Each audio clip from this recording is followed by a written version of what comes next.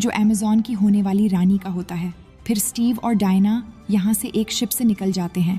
अब डायना रास्ते में स्टीव से कहती है कि मुझे एरिस के पास ले चलो, यानी युद्ध के देवता के पास।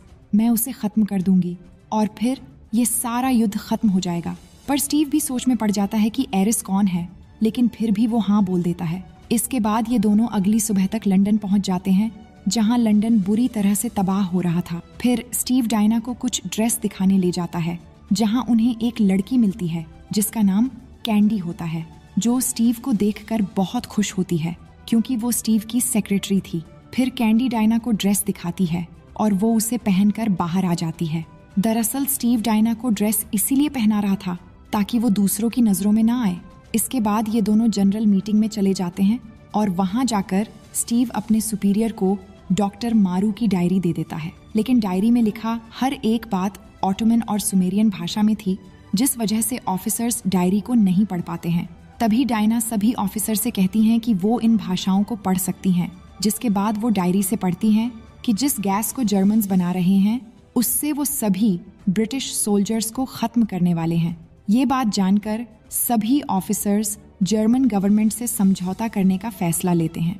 लेकिन जर्मन से समझौते की बात से डायना को काफी गुस्सा आता है और वो सभी ऑफिसर्स पर चिल्लाने लगती है, क्योंकि डायना का मानना था युद्ध को केवल एरिस को मारकर ही खत्म किया जा सकता है। लेकिन डायना की ऐसी बर्ताव देखकर स्टीव डायना को तुरंत सभी ऑफिसर्स के सामने से ले जाता है और उसे समझाता है कि ऑफिसर्स केवल अपने लोगों की भलाई चाहते हैं, जिस वजह से वो युद्ध की जगह समझौते के लिए भी तैयार है। पर डायना के सर पर एरिस को मारने का भूत सवार था, जिस वजह से स्टीव डायना से न चाहते हुए भी ये वादा करता है कि डायना को एरिस तक जरूर पहुंचाएगा। जिसके बाद डायना चुप हो जाती है।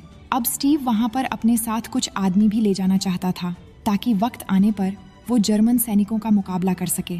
इसलिए वो एक बार में जाते हैं जहां उसे समीर, जो कभी एक अंडरकवर एजेंट था, और चार्ली, जो एक सिपाही था, वो दोनों मिलते हैं। वो दोनों उसके दोस्त होते हैं और स्टीव का साथ देने के लिए तैयार हो जाते हैं। फिर ये चारों यहाँ बैठकर वहाँ जाने की प्लानिंग कर रहे होते हैं। तभी यहाँ सर पैट्रिक आ जाते हैं, जो स्टीव के एक सीनियर ऑफिसर हैं, और वो स्टीव के मिशन में मदद करने के लिए उसे कुछ पैसे भी दे देते हैं। इसके बाद ये चारों यहाँ से निकलकर बेल्जियम की ओर चलने लगते हैं। वहीं दूसरी तरफ हम देखते हैं कि जनरल लूडन डॉक्टर मारू के पास चले जाते हैं, जहाँ डॉक्टर मारू उसे किसी भी इंसान को ताकतवर बनाने की एक तरह की कैप्सूल दिखाती है। फिर डॉक्टर मारू उन गोलियों को जनरल लूडन पर यूज करती है, जिन्हें सूंघ कर वो बहुत ताकतवर हो जाता है और उसके अंदर काफी शक्ति आ जाती है। साथ ही डॉक्टर मारू ने वो गैस भी बना ली थी जिनसे लाखों लोगों को एक बार में खत्म किया जा सकता था, और गैस हेलमेट भी उस गैस को नहीं रोक सकता था। ये सब देखकर जनरल लूडन बहुत खुश होता है। इसके बाद जनरल लूडन एक खुफिया जगह पर जाता है, जहां जर्मनी के बड़े बड़े जनरल्स युद्ध विराम की बातें कर रहे होते हैं और युद्ध विराम के पक्ष में होते हैं। वहां जाकर लूडन उन्हें समझाता है कि हम युद्ध जीत सकते हैं, क्योंकि डॉक्टर मारू ने वो गैस बना ली है जिससे हम दुश्मनों के सैनिकों को एक ही बार में मार सकते हैं। लेकिन उन्हें उस पर और डॉक्टर मारू पर बिल्कुल भी भरोसा नहीं होता, इसलिए वो सब उसका साथ देने से मना कर देते हैं। जिसके बाद जनरल और डॉक्टर मारू दोनों मिलकर उस जगह पर जहरीली गैस छोड़ देते हैं और बाहर से दरवाजा बंद कर देते हैं, जिससे वो सारे जनरल्स मारे जाते हैं। इसके बाद एक बार फिर से हमें स्टीव डायना और उसके दोस्तों को दिखाया जाता है, जो युद्ध के मैदान की तरफ बढ़ रहे होते हैं, और रास्ते में उन्हें दिखता है कि यहाँ का माहौल बहुत ही खराब है और यहाँ के गांव के लोग बहुत ही मुसीबत में हैं और लोग अपनी जान बचाकर भाग रहे हैं। तभी डायना को वहाँ एक औरत मिलती है, जो उसे बताती है कि सामने मेरा गांव है जहाँ जर्मन लोगों ने कब्जा कर रखा है। उन्होंने उस पूरे गांव को गुलाम बना रखा है और वो इन गांव वालों पर बहुत अत्याचार कर रहे हैं। ये सुनकर डायना स्टीव से वहां जाकर उनकी मदद करने को कहती है, लेकिन स्टीव मना कर देता है, क्योंकि उसे पता था कि यहाँ से बाहर जाते ही जर्मन सैनिक उन्हें मार डालेंगे, क्योंकि वो जगह नो मैंस लैंड होती है। लेकिन डायना स्टीव की बात नहीं मानती और अपनी वंडर वुमन की अवतार में आकर ऊपर चली जाती है और जर्मन सैनिकों की ओर बढ़ने लगती है। तभी जर्मन सैनिक उस पर गोलियों की बारिश कर देते हैं, लेकिन उसे एक भी गोली नहीं लगती और वो वहां जाकर सभी जर्मन सैनिकों को मारकर उस गांव की ओर चली जाती है। और इन सब में उसका साथ स्टीव और उसके साथी भी दे रहे थे और वो भी डायना के पीछे पीछे उस गांव में चले जाते हैं और वहां जाकर जर्मन सैनिकों को मारने लगते हैं। फिर डायना उस गांव में भी सभी जर्मन सैनिकों को मारना शुरू कर देती है और अकेले ही पूरी आर्मी पर भारी पड़ती है।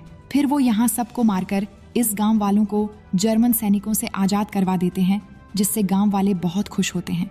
जिसके बाद वहां का एक फोटोग्राफर इन पांचों की एक तस्वीर लेता है और ये वही तस्वीर होती है जिसको देखकर डायना अपनी बचपन के दिनों को याद कर रही थी।